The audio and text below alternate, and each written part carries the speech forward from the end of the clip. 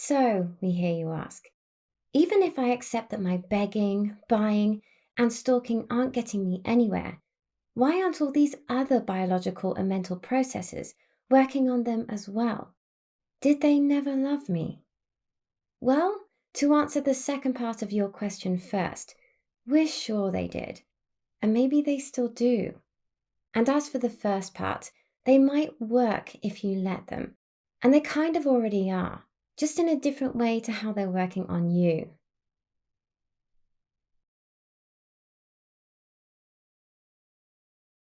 For a start, while you're out there justifying all those things you're doing to get them back, they're out there justifying all the reasons which caused them to break up with you in the first place. This is something they may have been doing for some time, as they canvass the opinion of friends before making the final decision, which they may now, of course, feel extra pressure to stay consistent with and committed to. What this all means is that while you've been concentrating on the best aspects of your ex and your relationship with your ex, they've needed to concentrate on the worst aspects of you and the worst aspects of their relationship with you. After all, and as cognitive dissonance theory would predict, they're either a bad person or what they're doing is for the best. In this respect, there is often guilt, but a common way for people to dispel those feelings of guilt is by convincing themselves and others that the person they're hurting is somehow deserving of it. In fact, when it comes to a breakup, people will often view their own infidelities as a result of problems in the relationship, while seeing their partner's infidelities as the cause.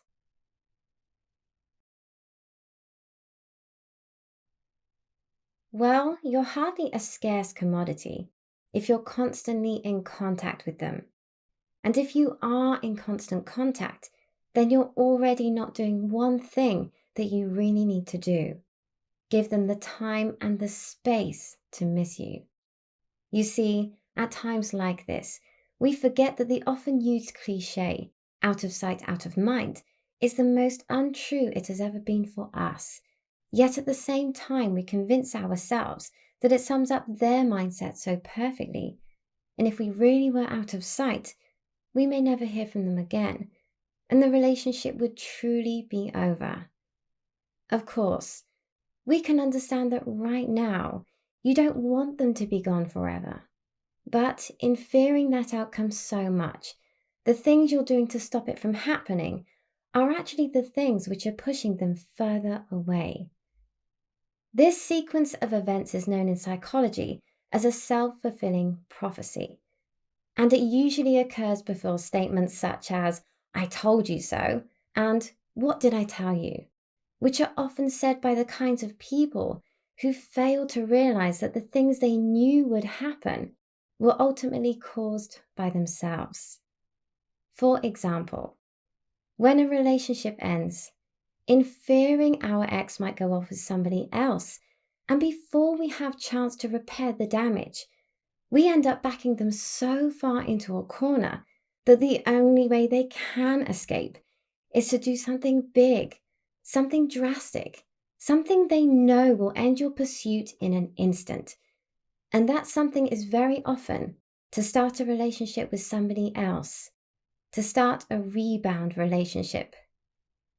As for sunk costs, one of the things we more consciously do when we consider breaking up with somebody is weigh up the investment we've made in the relationship, along with the positives of remaining in it. And we balance that calculation against the negatives of remaining in the relationship and what we could gain from being in another relationship or staying single. If the scales are tipping in favor of the latter options, we are likely to leave. And it's pretty much always this simple, regardless of what it was that caused them to finally tip. The truth, as things stand, is the biological processes we've spoken about in a previous post are probably having little effect on them. because they can be overridden by the mental processes we've spoken about here. This is important since it not only means that they may start to work on them if they begin to invest some more of themselves back into the old relationship and back into you, but it also means they will stop working on you once you start investing less of yourself in them and more of yourself in other activities and other people, especially friends and family. Ideally, you need this shift to happen before you can make a proper and considered decision on whether starting a new romantic relationship with your ex is the right thing for you or not.